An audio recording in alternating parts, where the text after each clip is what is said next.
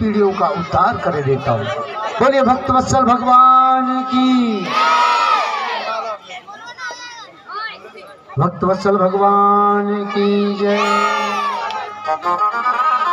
ऐसा परोपकारी बालक, धन्य है तेरी माँ का यादू जिसने तुझको जन्म दिया है।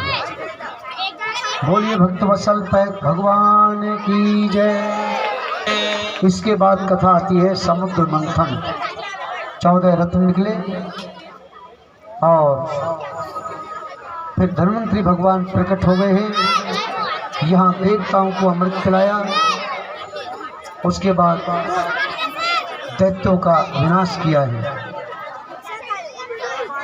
मंदराचल पर्वत भारी होने के कारण नीचे धंस गया तो भगवान ने कच्छप रूप लिया है। बोलिए कच्छप भगवान की। यहाँ युद्ध हुआ है ब्राह्मणों में, राक्षसों में, और युद्ध के समय ब्राह्मण देव सब बीच में रहे।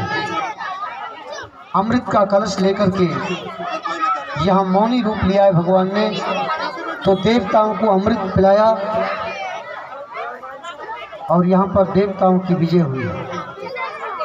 इंद्र का राज्य राक्षसों ने छुड़ा लिया, देवता लोग दुखी हो गए हैं।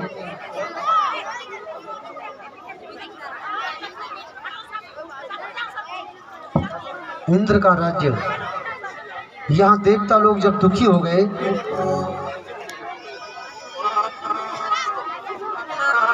राक्षसों के भय की वजह से छुपने लगे, तो अपने बचाव के लिए माँ अदिति आती है। माँ अदिति बहुत दुखी हो गई। एक दिन कश्यप ऋषि ने पूछा, देवी आखिर बात क्या है, आप काहे को दुखी होती हो? तब माँ अदिति ने बताया, देखो देवताओं का राज वापस आना चाहिए, और देखो देवताओं को राज्य प्राप्ति हो और देवताओं का जो कष्ट है वो भी दूर हो जाए, ऋषियों की रक्षा की जाए। अदिति को एक व्रत बताया है, व्रत, और वो व्रत भागवत में दिया है। कश्यप ऋषि महात्मा जी ने कहा, देवी तुम इस व्रत को करो, ये है पयो व्रत। ये भाई बहनों 12 दिन का होता है।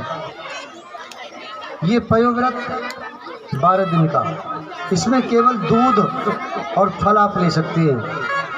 यदि कोई इस व्रत को करना चाहे तो मैं इसका विधि विधान आपको बता दूंगा, भागवत में दिया है।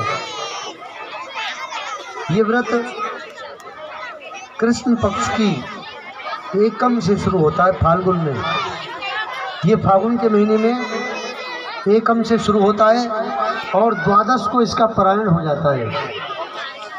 इसका पारायण, इस व्रत को आप जब करें तो भगवान विष्णु का ध्यान करते रहें, या फिर एक पुस्तक आती है विष्णु सहस्रनाम, विष्णु सहस्रनाम का पाठ करते रहिए। 12 दिन तक क्रोध को त्याग दिया जाए। इस व्रत को करने से मनचाही संतान उत्पन्न होती है। माँ अदिति ने इस व्रत को भाव से किया, विधि विधान से किया। कृष्ण पक्ष की फाल्गुन की एकम से इसको शुरू कर दिया। मंदम मंदम जलधरम, जीव जंतु मोर पपैया कोयल चकोर सब खुशियां मना रहे हैं। तब जाकर के 12वें महीने में माँ अदिति के गर्भ से भगवान वामन का प्राकट हो गया है। बोलिए वामन भगवान की, वामन भगवान की जय, वामन भगवान की जय। जय जय श्री राधे श्याम। भगवान वामन के समय ब्रह्मा जी ने ब्रह्म तत्व की स्थापना की गई। अन्य वर्णों में तपस्या आदि से कोई भी ब्राह्मण नहीं हो सकता। ब्रह्म तत्व जन्म से ही आता है। चिन्ह मात्र धारण करने से जाति की निवृत्ति नहीं हो सकती भाई बहनों। यज्ञ पवित्र धारण करने से, चंदन लगाने से कदापि ब्राह्मण नहीं हो सकता। कलयुग में ब्रह्म तत्व जन्म से ही आता है। और देखो ब्राह्मणों के 6 कार्य बताए हैं। 6 कार्य कौन कौन से हैं? ब्राह्मण का पहला कार्य है दान लेना, दूसरा है दान देना। ऐसा नहीं कि ब्राह्मण सबको ले लेके रख ले, ब्राह्मण को दान देना भी चाहिए। तीसरा कार्य है शिक्षा देना और चौथा कार्य है शिक्षा लेना। ये 6 कार्य बताए हैं। ब्राह्मण संतोषी होना चाहिए। ब्राह्मण के कर्म मम गुण गावहि पुलक शरीरा, गद गद गिरा नयन बहनीरा। प्रभु कहते हैं मेरा गुणगान करते समय शरीर एकदम पुलकित हो जाए, ईर्ष्या रूपी छाल निकलने लगे तो समझ लो सच्चा भक्त है। प्रभु कहते हैं मैंने पूरे जगत को वश में कर लिया है, यदि कोई मुझे वश में करे तो मैं जानूं। पृथ्वी ने आसन दे दिया, परमात्मा के एक हाथ में भिक्षा पात्र कमंडल, एक हाथ में छाता, सिर पर जटाजूट, पैरों में छोटे छोटे खड़ामू। बड़ी विचित्र दशा। भगवान जगह जगह पर आ रहे हैं। और जहाँ बाबा ने पूछा ये तो बहुत थोड़ा लेकर के आए हो, इससे क्या होगा? भगवान बामन ने कहा बाबा जो कुछ मुझे मिला गुरुदेव वो मैं लेकर के आया हूँ।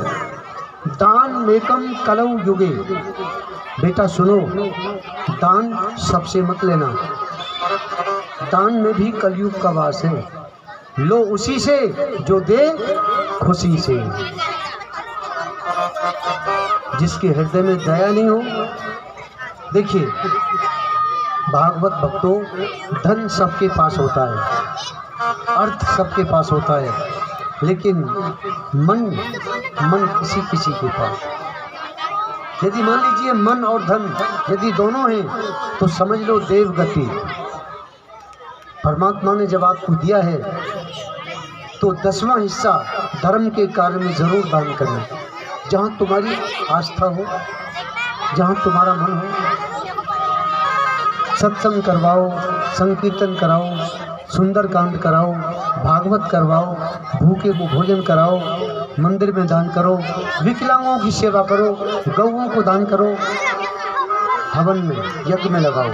यदि परिवार में काम में लो, और यदि बचता है तो फिर विनाश। धन की 3 गति बताई है, दान, भोग, नाश। धन की सिर्फ 3 गति है। गुरुदेव कहते हैं छोटी मोटी भिक्षा से मैं राजी नहीं हुआ। अरे लाना है तो राजा बलि के यहाँ चले जाओ। छोड़ो, जा जल्दी, झांकी का देखो, जाके जाओ जल्दी।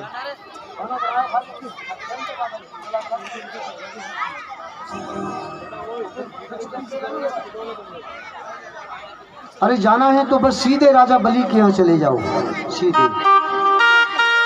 भगवान बामन बोले गुरुदेव जैसा आपका आदेश वही करूँगा।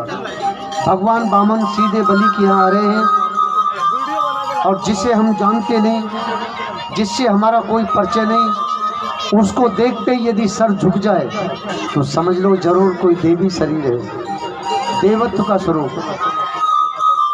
बामन भगवान कुल मिलाकर 52 अंगुल के हैं, बिल्कुल बौना बन कर के आए।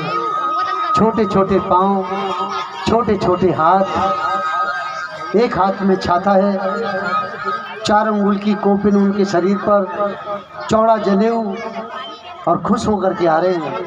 बामन भगवान दान के लिए मुस्कुराते हुए चले आ रहे हैं। स्वागते नमस्तुभ्यं ब्रह्माण किम करवामते। भगवान बहुत प्रसन्न हो गए हैं, और जैसे देखा है राजा बलि ने, अहो भाग्य हमारे जो दर्शन पाए थारे। आप जैसे महान संत कहाँ से मिले? आज तो मेरा यज्ञ सफल हो गया। आप जैसे परम तेजस्वी ब्राह्मण मेरे यहाँ पधारे हैं, आज तो मैं धन्य हो गया हूँ। सोचा कि क्या दूँ भगवान। मैं तो इतना जानता हूँ कि यदि कोई संत बिना बुलाए आए, बिना बुलाए, तो समझ लो भाग उदय का संकेत। आज मुझे सब कुछ मिला है। आप मांगिए, मैं आपके मुख से सुनना चाहता हूँ। जो आप मांगोगे सो मिलेगा। और परमात्मा के हाथ में एक माला लगी है, वो तो जाप कर रहे हैं। अब तो श्रद्धा और भी बढ़ गई। सोचा कि भगवान इनका जाप चल रहा है ब्राह्मण देव का। प्रभु कहाँ से आए हो, क्या चाहिए, क्या सेवा करूं आपकी। महाराज आपका विवाह नहीं हुआ हो तो कोई ब्राह्मण की लड़की ला करके आपका विवाह करा दूं। राजा बलि की बात जब सुनी तो जल्दी से भगवान ने माला को पूरा कर लिया। बोलिए बामन भगवान की जय, बामन भगवान की जय। देखिए छोटे छोटे हाथ, छोटे छोटे पांव लाला के।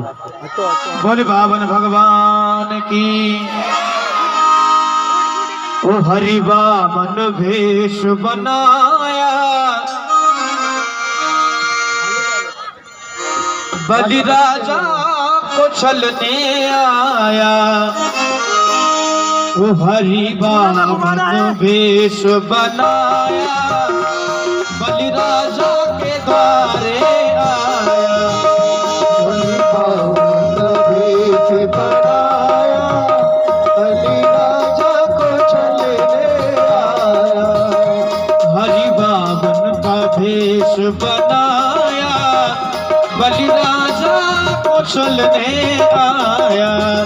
हरि बामन का भेष बनाया, बलि राजा को छलने आया। बलि राजा को छलने आया। बलि राजा को छलने आया। वो बलि राजा को छलने आया। वो बलि राजा को छलने आया।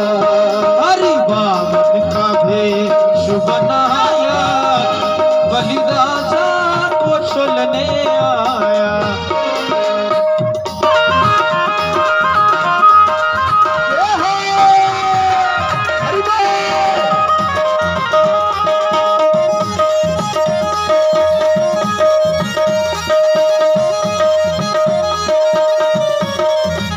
या के छोटे छोटे हाथ, या के छोटे छोटे पाँव, या के छोटे छोटे हाथ, जाके छोटे छोटे पाँव, या के छोटे छोटे हाथ, या के छोटे छोटे पाँव। जाके छोटे छोटे हाथ, जाके छोटे छोटे पाँव। पैरों में खड़ा हूँ सुहाया, बलि को छलने आया।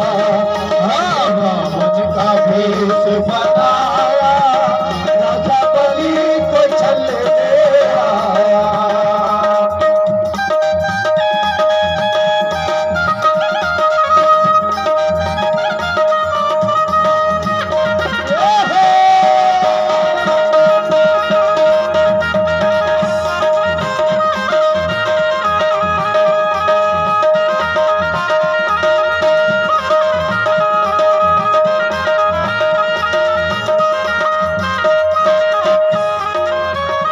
हो आगे माला पड़ी, गले माला सोए। जाके माला पड़ी, गले माला सोए। सिर पे छत्र सोहे, गले माला पड़ी। सिर पे छत्र सोए, गले माला पड़ी। माथे पे है छत्र सुहाया, माथे पे है छत्र सुहाया। बलि राजा को छलने आया। हरि बामन का भेष बनाया, बलि राजा को छलने आया। बलि राजा को छलने आया। राजा बलि के द्वारे जा रहे हैं। राजा बलि के यहाँ पहुंचे कि भगवान यदि शादी नहीं हुई हो तो किसी ब्राह्मण की लड़की लेके आऊं, शादी करा दूं। यदि चाहो तो 4-6 हजार गौ दान में कर दूं, सोने का महल बनवा दूं। राजा बलि मौन खड़े। राजा ने कहा, प्रभु मुझे बलि कहते, त्रिलोकीनाथ हो, जो भी आता है मेरे यहाँ से कोई खाली नहीं जाता। भगवान, मैं आपकी क्या इच्छा पूरी कर सकता हूँ? तब भगवान ने कहा, बलि मैं त्यागी हूँ, एक पैसा भी दान में नहीं लेता, अपने जीवन में आज तक कुछ लिया नहीं, और यदि मांगूं तो मेरा तो नियम टूट जाएगा। आप जैसा परम संत मेरे द्वारे से खाली आज तक कोई नहीं गया महाराज। भगवान ने कहा, देखो राजा से बातचीत हो रही है। भगवान कहते हैं, देखो बारिश आती है तो मैं छाता ले तान लेता हूँ, प्यास